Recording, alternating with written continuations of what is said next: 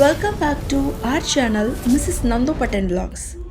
தொண்டை வலி, இருமல், சளி, அஜீரண கோளாறு இதுக்கெல்லாம் ரொம்ப நல்லது இந்த இஞ்சி மிட்டாய். இதை இஞ்சி முரப்பான்னு சொல்லுவாங்க. இஞ்சி அதிகமாக இருக்கக்கூடிய நேரத்தில் இது மாதிரி நீங்கள் செஞ்சு வச்சுக்கிட்டிங்கன்னா நீங்கள் வேணுங்கும் போது எடுத்து சாப்பிட்டுக்கலாம்.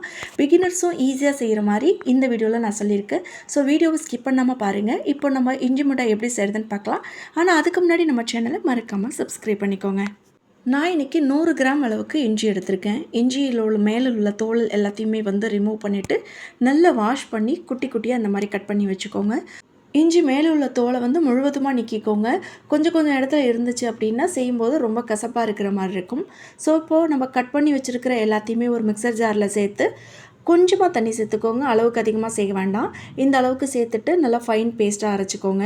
அரைச்சி எடுத்ததில் பாதி மட்டும் ஒரு சின்ன பவுலில் எடுத்துகிட்டு மீதியை நம்ம ஜூஸாக எடுத்துக்க போகிறோம். முழுவதுமாக சேர்க்கும் போது அதில் நாராக வரத்துக்கான வாய்ப்புகள் அதிகம். ஸோ குழந்தைங்க சாப்பிடும்போது வாயில் ஒரு மாதிரி தட்டுப்படும். ஸோ அதுக்காக தான் இப்போ இந்த ஜூஸில் நம்ம பவுலில் எடுத்து வச்சுருந்த இஞ்சி பேஸ்ட்டையும் இது கூட சேர்த்து இந்த மாதிரி நான் மிக்ஸ் பண்ணிக்கிறேன். 100 கிராம் அளவு இஞ்சிக்கு நான் 1.5 கப் அளவுக்கு நான் சுகர் பயன்படுத்தியிருக்கேன். நீங்கள் வெள்ளத்துலேயே ஃபுல்லாகவே செய்கிறதுனாலும் செய்யலாம்.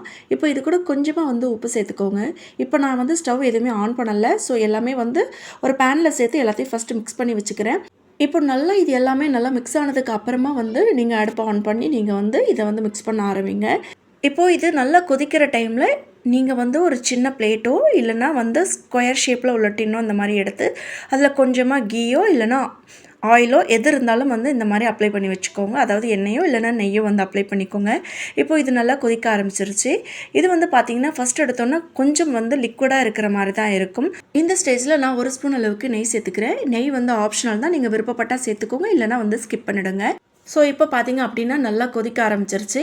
இதோட டெக்ஸ்சரும் பார்த்திங்க அப்படின்னா நல்லா திக்காக ஆரம்பிச்சிரும். இந்த ஸ்டேஜில் நீங்கள் 1 ஸ்பூன் அளவுக்கு இதை எடுத்து ஒரு சின்ன பவுலில் தண்ணி வச்சு அதில் செக் பண்ணி பார்த்துக்கோங்க. அதாவது இதோட பக்குவம் பார்த்திங்க அப்படின்னா சாஃப்ட் பால் கன்சிஸ்டன்சி மாதிரி வரணும். நான் இப்போ இந்த பவுலில் தண்ணி சேர்த்துட்டு அதில் மேலே ஊற்றி இந்த மாதிரி கைகள் எடுக்கும்போது பார்த்திங்க அப்படின்னா இந்த மாதிரி பக்குவத்தில் இருக்கணும். இதுதான் கரெக்டான ஸ்டேஜ்.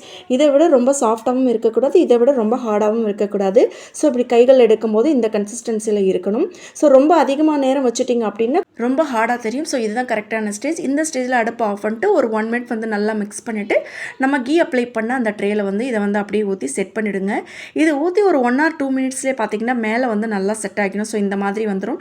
நீங்கள் கைகளெலாம் வச்சு இந்த மாதிரி அழுத்தம் கொடுக்கும்போது பார்த்திங்கன்னா நல்லா கொஞ்சம் ஹார்டாக இருக்கிற மாதிரி இருக்கும். இந்த ஸ்டேஜ்லேயே நீங்கள் ஒரு நைஃப் வச்சு உங்களுக்கு எந்த அளவுக்கு வேணுமோ அந்த அளவுக்கு இந்த மாதிரி நைஃப் வச்சு கீறி வச்சுக்கோங்க.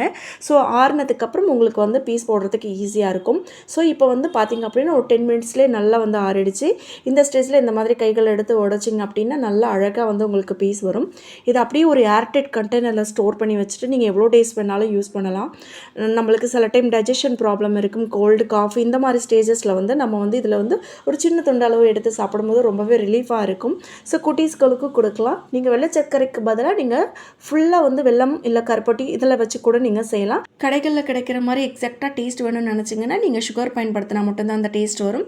ஸோ அவ்வளோதான், நம்மளுடைய டேஸ்டியான இஞ்சி மரப்பு அதாவது இஞ்சி மிட்டாய் தயாராகிடுச்சு. கண்டிப்பாக ட்ரை பண்ணுங்கள். ட்ரை பண்ணி பார்த்துட்டு உங்கள் கமெண்ட்ஸ் என்னன்னு சொல்லுங்கள். அண்ட் மறக்காமல் நம்ம சேனலை சப்ஸ்கிரைப் பண்ணிக்கோங்க. இதே மாதிரி இன்ட்ரெஸ்டிங் வீடியோஸில் நான் உங்களை மீட் பண்ணுறேன். See you, bye, take care.